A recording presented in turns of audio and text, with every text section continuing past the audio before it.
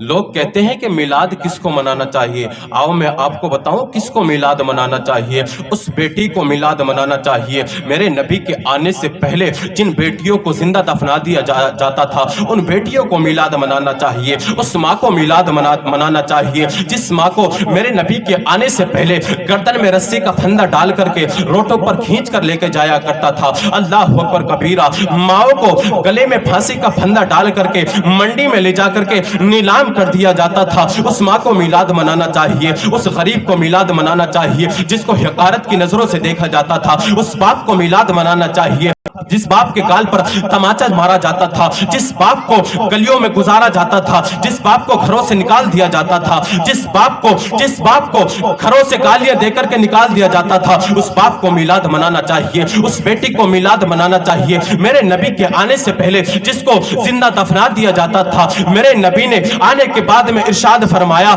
اگر کوئی اپنی بیٹی کی پرورش کرے, پرورش کرنے کے بعد میں اس کو اللہ کی رضا کے لیے اپنے گھر سے دوسرے گھر میں روانہ کر دے, میرے آقا فرماتے ہیں میں اس کو اپنے ساتھ میں جنت میں لے کر کے جاؤں گا, اپنے ساتھ میں جنت میں لے کر کے جاؤں گا. اس بیٹی کو میلاد منانا چاہیے.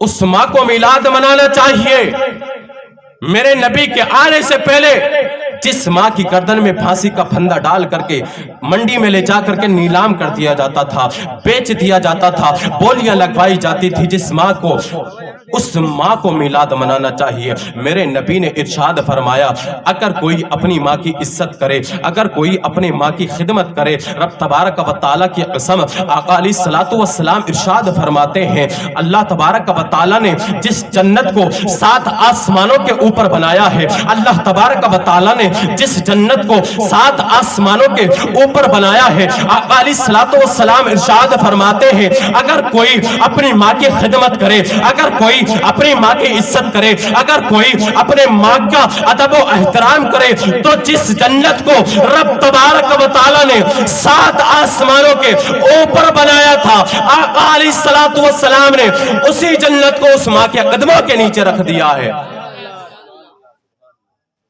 جس ماں کو میرے نبی کے آنے سے پہلے منڈی میں بیچ دیا جاتا تھا, آقا علیہ الصلوۃ والسلام کے آنے سے اسی ماں کے نیچے جنت بن گئی ہے.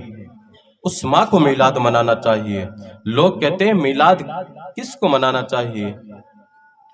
اس باپ کو میلاد منانا چاہیے جس باپ کو میرے نبی کے آنے سے پہلے گالیاں دے کر کے گھروں سے نکال دیا جاتا تھا. اللہ اللہ. لیکن آج لوگ کہتے ہیں کہ ہم کس کا میلاد منائیں, یہ تو وفات کا دن ہے. تمہیں پتہ نہیں ہے عقل کے اندھو, یہ وفات کا دن نہیں بلکہ میرے نبی کی پیدائش کا دن ہے. خود میرے نبی نے 12 پیر کے دن, جس دن آپ کی پیدائش کا دن تھا, اس دن یتیموں کو, غریبوں کو کھانا بنا کر کے کھانا کھلایا. ہمارے نبی نے خود خوشیاں منائیں. یہ ہم کس کی خوشیاں منا رہے ہیں؟ کیا ہم اس نبی کو بھول جائیں جو ہمیں کسی جگہ پر نہ بھولا؟ قبرستان میں دعا مانگی تو ہم گناہگار امتیوں کو یاد کیا. سفر معراج پر وہ نبی گیا, ہم گناہگار امتیوں کو یاد کیا.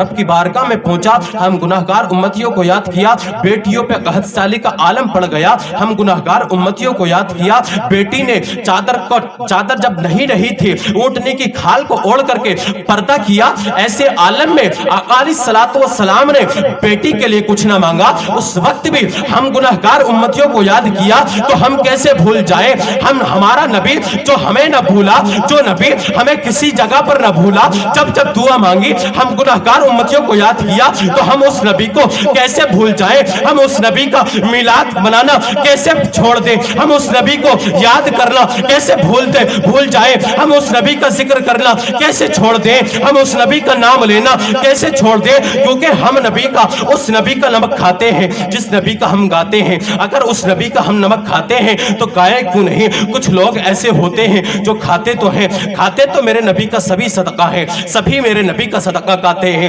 اب کچھ لوگ ایسے ہیں جو گاتے ہیں, کچھ لوگ نمک حلال ہیں, کچھ لوگ نمک حرام ہیں, کچھ لوگ نمک حرام ہیں تو کچھ لوگ نمک حلال ہیں. لیکن کھاتے تو سبھی میرے نبی کا صدقہ ہے, کھاتے تو نبی میرے نبی کا صدقہ ہی ہے, لیکن کچھ لوگ کھا کر کے نمک حرامی کرتے ہیں, کچھ لوگ کھا کر کے نمک حلالی کرتے ہیں. ہم عاشقان رسول ہیں, ہم نمک کھا کر کے نمک حرامی نہیں کرتے بلکہ نمک حلالی کرتے ہیں. ہم آقا علیہ الصلوۃ والسلام کے دیوانے ہیں, ہم اپنے نبی کے نام پر اپنی جانوں کو قربان کرنے کو تیار ہیں. ہم اس نبی کے نام پر اپنی جانوں کو قربان کرنے کے لیے ہر وقت تیار ہیں. جو نبی ہمیں کسی جگہ پر نہ بھولا بلکہ ہمیں تو ایک عاشق رسول جو بریلی کا تاجدار ہے, امام عشق و محبت نے, امام عشق و محبت نے ہمیں میلادی منایا ہے اور ہمیں یہ پیغام دیا ہے, حشر تک ڈالیں گے ہم پیدائش مولا کی دھوم, حشر تک ڈالیں گے ہم پیدائش مولا کی دھوم.